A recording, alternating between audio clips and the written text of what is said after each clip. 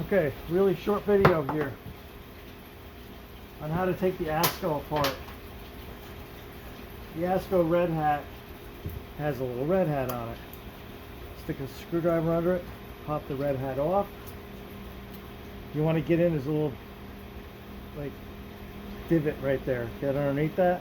You want to pop it up and push it forward. That pops that off. That will let you remove the coil. You're left with this piece.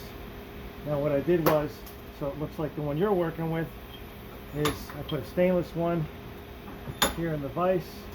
You can grab it in whatever machine you're working with, so that you can not have to remove it from the machine.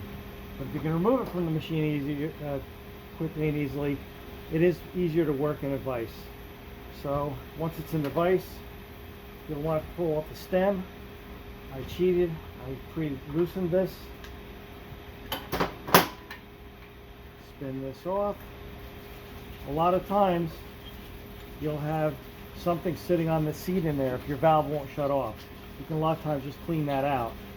If you're going to put the kit in, take out this O-ring, and the kit comes with a new plunger and a new O-ring.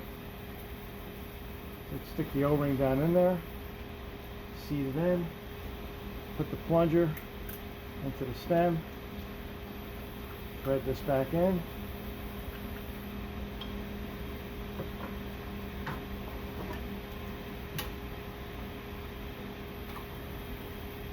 give it a twist, and your kit will come with a new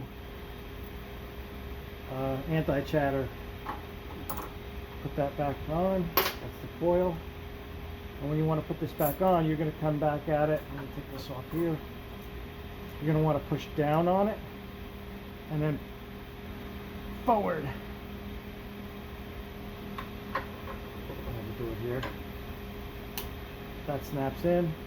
And if you want to, you can put the red hat back on.